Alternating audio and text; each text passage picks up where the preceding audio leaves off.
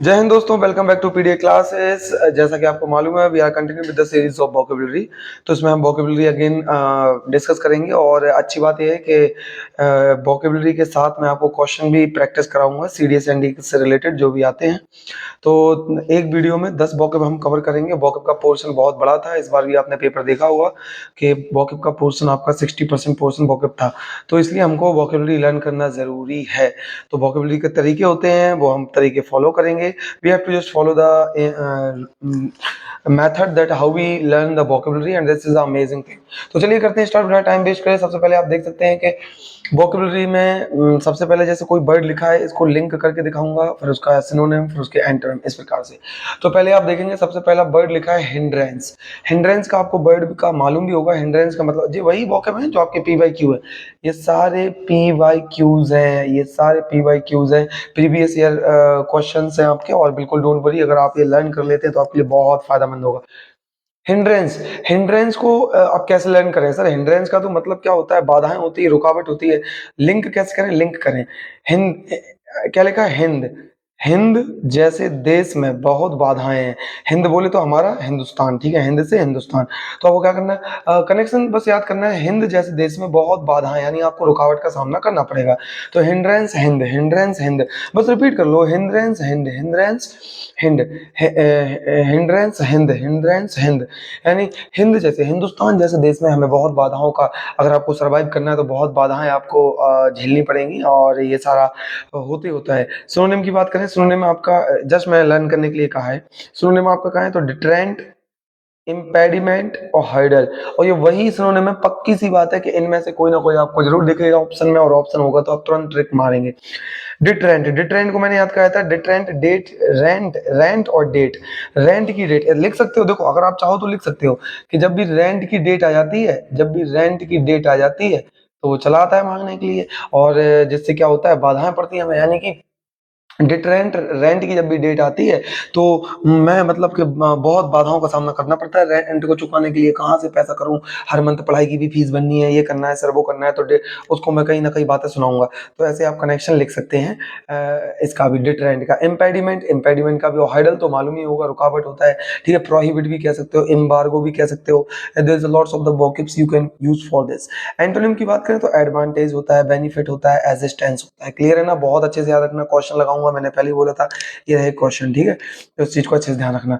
Next है आपका इंस्टिक्टिव। इंस्टिक्टिव, इंस्टिक्टिव का मतलब क्या होता है? इंस्टिक्टिव का मतलब सर होता है स्वाभाविक। स्वाभाविक भी होता है और ऑटोमेटिक भी होता है, या फिर जल्दी से, स्पॉन्टेनियस जिसको बोलते हैं, वो भी कहलाता है इसका मतलब।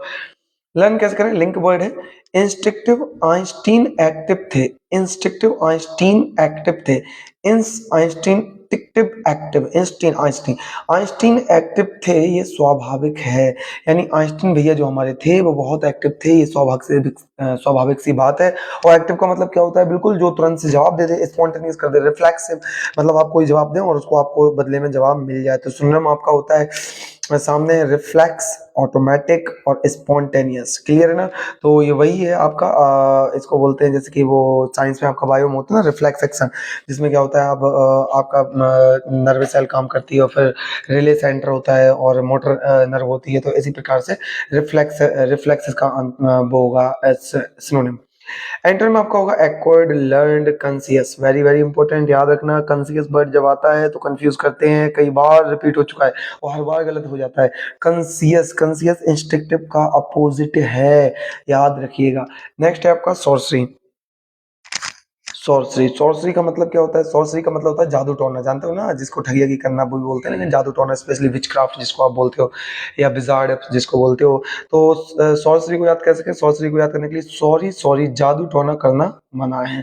जैसे कि कोई जादू टोना कर रहा है या फिर तो आप उसको रोके, सॉरी सॉरी, यहाँ पे जादू टोना करना मना है भैया, जादू टोना ना करें।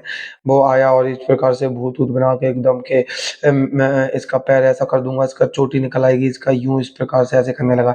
तो नहीं, ऐसा कुछ भी नहीं होता है, ठीक है। तो आपका सॉरी सॉरी, यहाँ पे जादू टोना करना मना है, आप ये सब ना करें और निकले यहाँ से। तो जादू टोना यानी कि मना। जादू टोना इसका मतलब होता है। सिनोनिम का मतलब, सिनोनिम इसके होंगे witchcraft, spell, magic, conjuring, conjuring तो मूवी भी देखी होगी, कितनी ज्यादा फेमस है यार, ठीक है ना। तो कंज्यूरिंग भी होती है, ठीक है। एंटोनिम इसकी बात करें तो एंटोनिम होगा आपका रियलिटी और आपका रीजन और nature. So please take care of it, कि जैसे रियलिटी वर्ड आया तो आप समझ सकते हो, तो इसका मतलब क्या होता है, अनरियल भी हो सकता है, ठीक है ना। तो इस प्रकार से आपको सिनोनिम बहुत ब्रॉडली कैटेगराइज होते हैं, ये ना कहें कि सर यही है तो इसके अलावा कुछ नहीं होगा, नो। तो याद रखिएगा विचक्राफ्ट, मैजिक और conjuring, okay. Next, tireless, please repeat करते जाइएगा। हिंड्रेंस, हिंद जैसे देश में रहने में बहुत बाधाएं हैं, बात तो सारे देश में होती है, लेकिन मैंने याद करने के लिए बनाया। और इंस्ट्रक्टिव, इंस्ट्रक्टिव जैसे ऐसे, जैसे मैंने बोला हिंद जैसे देश में, वहां पे हमें हिंदी भी बोलनी है, हमें इंग्लिश भी आनी चाहिए, मराठी, गुजराती, इतनी सारी, तो ऐसी बाधाएं का सामना पड़ता है। इंस्ट्रक्टिव, इंस्ट्रक्टिव सर आइंस्टीन बहुत एक्टिव थे, स्वाभाविक है, स्पॉन्टेनियस थे। सॉरी सॉरी सॉरी, जादू टोना करना मना है। टायरलेस, सर टायरलेस को कैसे किया आपने? टायरलेस को मैंने आपको बताया, देखेंगे बहुत ही अच्छे से टायरलेस बर्ड को, ये रहा आपका टायरलेस बर्ड।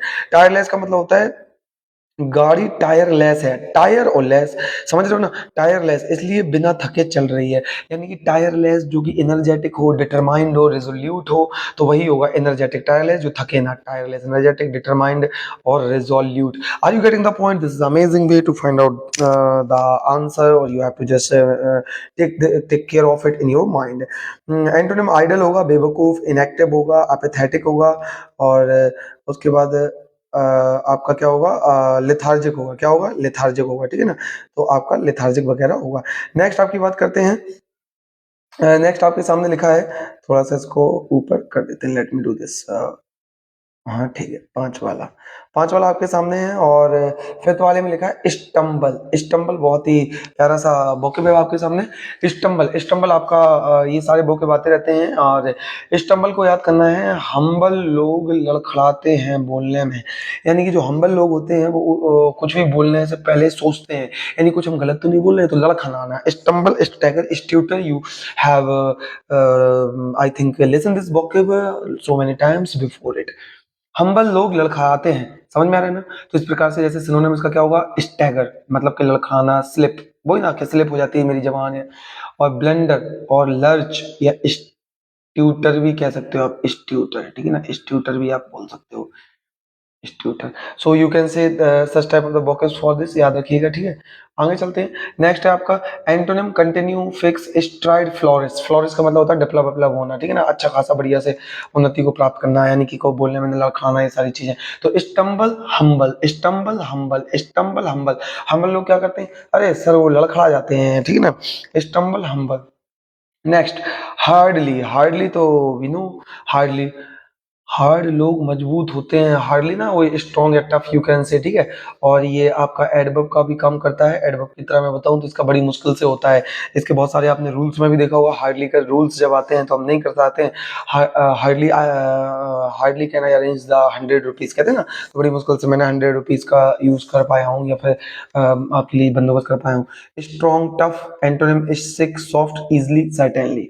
नेक्स्ट आपके साथ एडवर्सरी, एडवर्सरी बस जो मैंने बताया उसको बस आपको रिपीट करना है, कुछ नहीं है। एडवर्सरी, एडवर्सरी आराम से सुनिए, आराम से, कोई दिक्कत नहीं है। देखो ज्यादा नहीं है, मैं 10 ही बॉकेब इसलिए रखता हूँ कि आराम से आप वीडियो देखें, उसके बाद आपको लगे कि आज हाँ 10 बॉकेब की है। रोज की रोज अगर शेड्यूल को फॉलो करते हैं तो आपको अच्छा खासा आपका एक नॉलेज गेन हो जाएगा।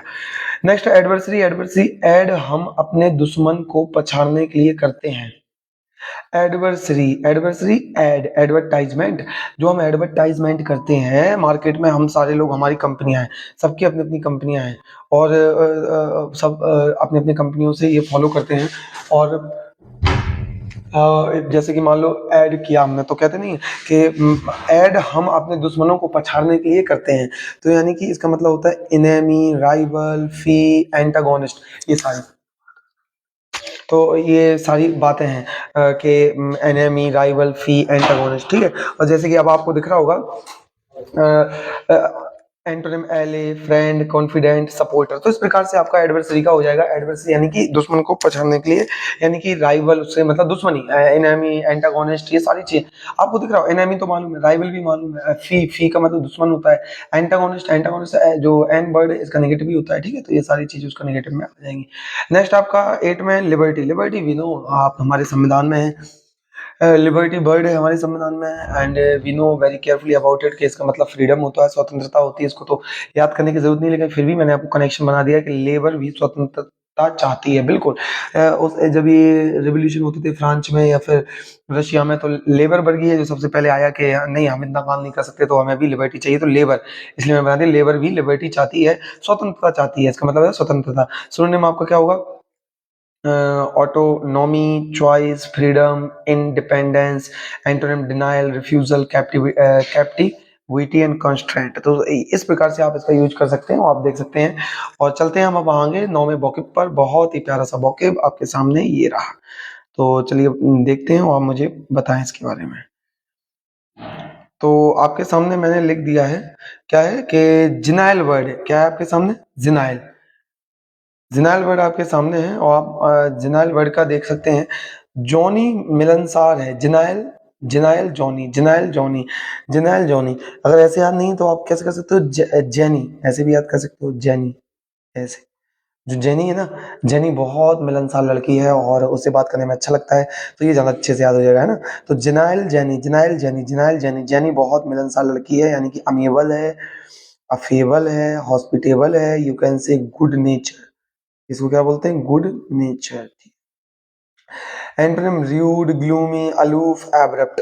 तो ये होता है आपका इसको बोलते हैं आप जनाइल वगैरह, और ये होते हैं आपका अमीबल, अफेबल, हॉस्पिटेबल। हॉस्पिटेबल देखो, हॉस्पिटेबल, हॉस्पिटेबल का मतलब होता है अच्छा, और हॉस्पिटेबल का मतलब होता है अच्छा, और एक होता है हॉस्टाइल। ध्यान से सुनिएगा, हॉस्टाइल, इसका मतलब होता है बदतमीजी का व्यवहार करना, बेकार, rude, you can say rude, rude behaviour. So please ये दोनों को याद रखना, होमोनिम से परेशान करेगा।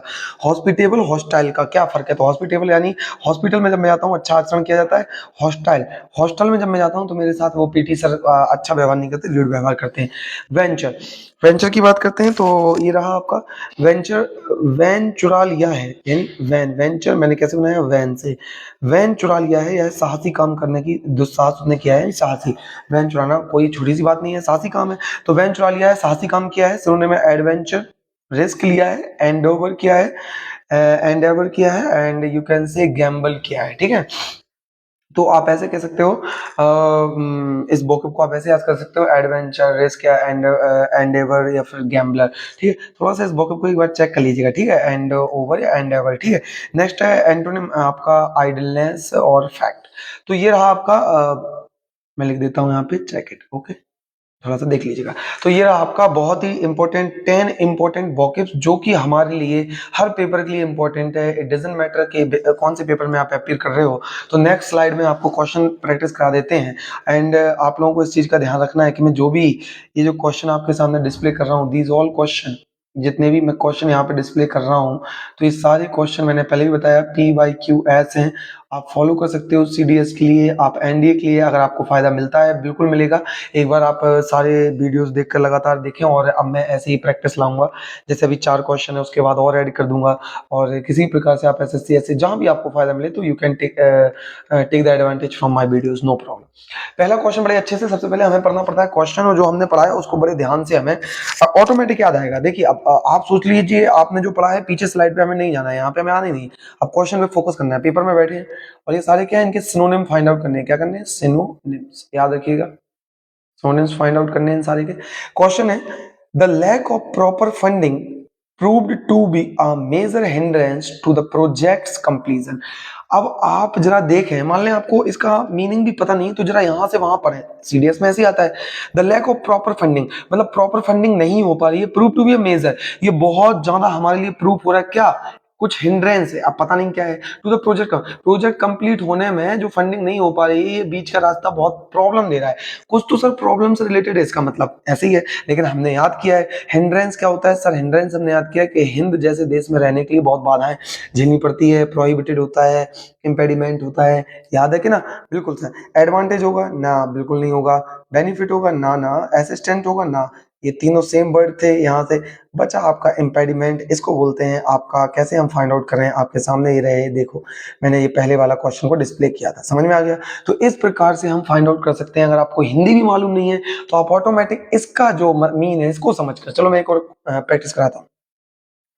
He didn't see the curve in the darkness, उसने डार्कनेस में कर्व नहीं देखा, and began to dash dash, अब बिगेन टू मतलब उसने कर्व को नहीं देखा और वो स्टार्ट कर दिया, क्या करना, कुछ करना स्टार्ट कर दिया, नैरोइंग अवॉइडिंग अ फॉल, ताकि वो गिर ना जाए।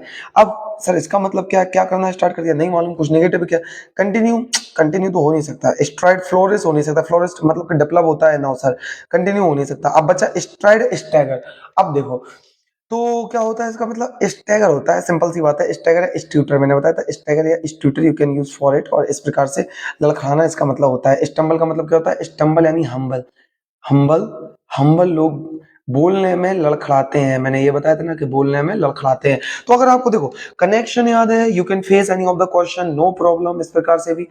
The ancient next, the ancient text describe dark form of sorcery, जो हमने पुराने टेक्स्ट पढ़े हैं हमारे जितने भी आप देख लो कि जैसे अथर्ववेद जितने भी जादू टोने पे लिखे गए हैं, तो उसके बारे में एंशियंट टेक्स्ट में मैंने देखा डार्क सोर्स ऑफ सॉर्सरी देखा, यानी कि कुछ सॉर्सरी कुछ समझ में नहीं आ रहा, used by the king rival to curse the royal family, यानी रॉयल फैमिली को, जो किंग के दुश्मन होते थे, रॉयल फैमिली को श्राप देने के लिए यूज करते थे, यानी श्राप देना सर कोई जादू टोने से होगा, सॉर्सरी फिर भी मैं बता दूं, हमने याद किया था, सॉरी सॉरी सॉरी सॉरी, यहाँ पे जादू टोना करना मना है, इसका मतलब होता है जादू टोना, प्लीज याद रखना, जादू टोना, ठीक है, तो इसका मतलब होता है जादू टोना, क्या होता है इसका मतलब, जादू टोना, याद रहेगा। तो सर क्या रियलिटी होगा, नहीं, रीजन होगा, नहीं, नेचर होगा, नहीं, विच क्राफ्ट, ठीक है ना, या फिर कंज्यूर, बताया था मैंने। सॉरी, नेक्स्ट है, when the fire alarm suddenly blared her instinctive reaction was to immediately drop her phone and run for the nearest exit, जैसे ही फायर अलार्म ब्लेड हुआ, जैसे ही बज उठा, और वैसे ही उसने इमीडिएटली, उसका जो रिएक्शन आया, और उसने इमीडिएटली अपना फोन मतलब ड्रॉप हर फोन, फोन उसका गिर गया, and run for the nearest, और नियरेस्ट एग्जिट के पास भागने लगी। तो सर ये कहीं ना कहीं कोई जल्दबाजी बता रहा है, या फिर कोई ना कोई उसका स्पॉन्टेनियस रिएक्शन बता रहा है, इसका आंसर होगा spontaneous. you can such type of the way you can use benefit from such type of the videos, अगर आपको फायदा मिलता है बिल्कुल आप फायदा लीजिए, और ऐसे कनेक्शन को आपको याद करना है, मैं 10 रखा हूँ, नो प्रॉब्लम, फिर 20 लाऊंगा, और साथ में और भी प्रैक्टिस लाऊंगा, और इस प्रकार से हम इसमें हेल्पफुल हो सकता है। ठीक है, चलिए तो मिलते हैं नेक्स्ट वीडियो में, और प्रैक्टिस सेशन भी मैं डाल रहा हूँ, आप देख सकते हैं। Okay, thank you for watching the video.